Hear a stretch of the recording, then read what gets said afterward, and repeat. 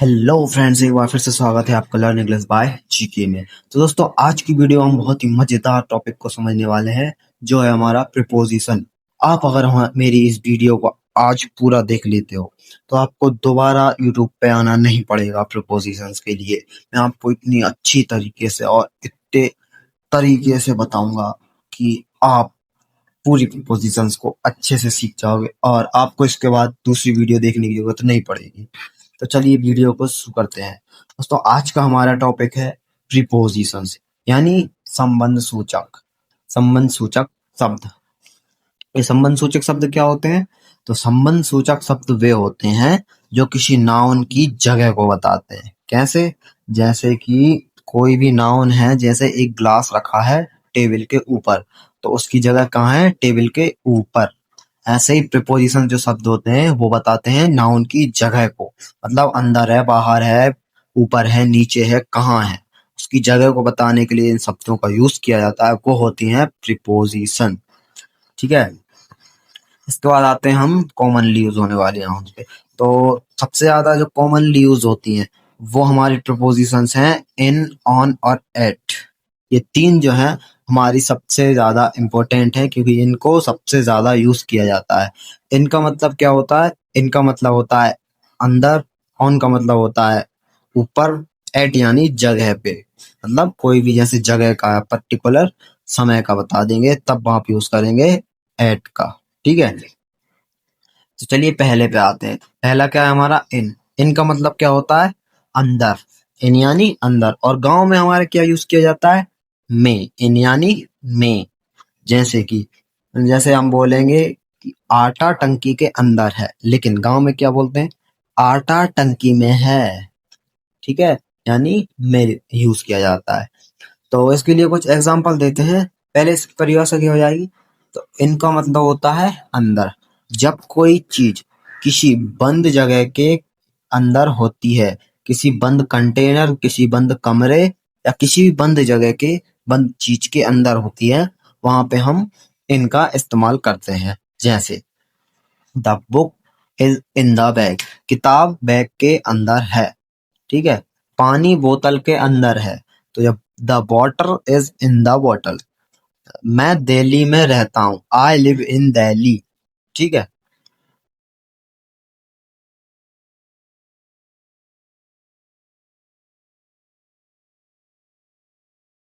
दूसरा हमारा क्या है? ऑन।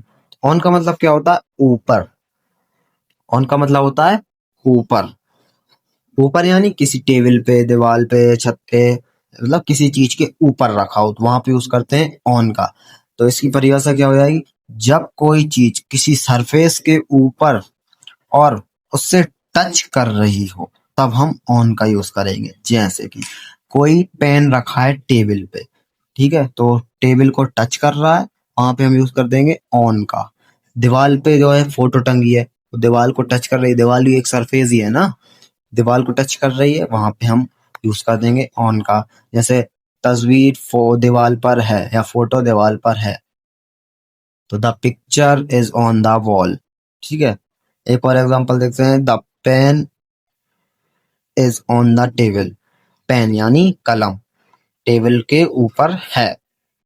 और एक और देखते हैं। मैं कुर्सी पर बैठा हूँ।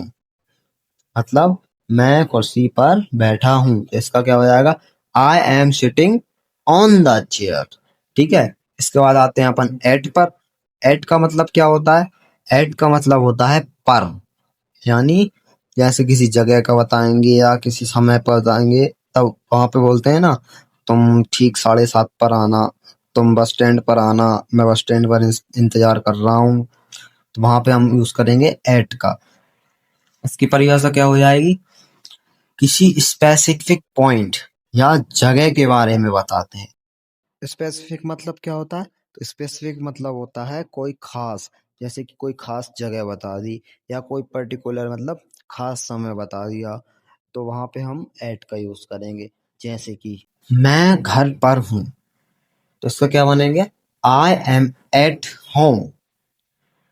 वो बस स्टैंड पर इंतजार कर रहा है, इसका क्या हो जाएगा? He is waiting at the bus stand या बस स्टॉप। तो एक और देखते हैं। शो 7 बजे शुरू होगा। शो यानी नाटक, कोई भी मूवी या कुछ भी शो, टीवी पर नाटक, घर पे मम्मी देखती होंगी टीवी पर नाटक, और ठीक 7 बजे शुरू होगा, तो इसका क्या बोलेंगे? The show start at 7 PM। ठीक है, तो दोस्तों आज हमने सीख लिया है प्रीपोजिशंस के बारे में। प्रीपोजिशंस क्या होती हैं? इन, ऑन और एट है ये हमारी कॉमन प्रीपोजिशन। प्रीपोजिशन का यूज किया जाता है जगह को बताने के लिए, किसी भी नाउन की। ठीक है, तो आज के लिए आपका होमवर्क है, क्या है?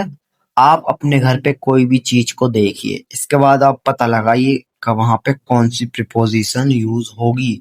जैसे कि आपने अपना फोन देखा, फोन कहाँ पे रखा था? टेबल पर, तो आप बोलोगे the phone is on the table. जैसे आपकी चाबी रखी है ड्रॉर के अंदर, तो आप बोलोगे the keys are in the drawer. ठीक है, इसी तरह आप और भी चीजें देखिएगा, और भी और भी चीजों को देखिएगा, पता लगाइएगा कौन सी प्रीपोजिशन यूज होना है। और कमेंट कमेंट में कोई भी 3 वाक्य इन, ऑन और एट के इस्तेमाल करके लिख के बताइएगा मुझे, ताकि पता लग जाए कि आपको कितना सीखने को मिला है। और अगली क्लास में हम कुछ और नए शब्दों के बारे में बात करेंगे। मिलते हैं अगली क्लास में, तब तक के लिए tata bye bye, Ram Ram.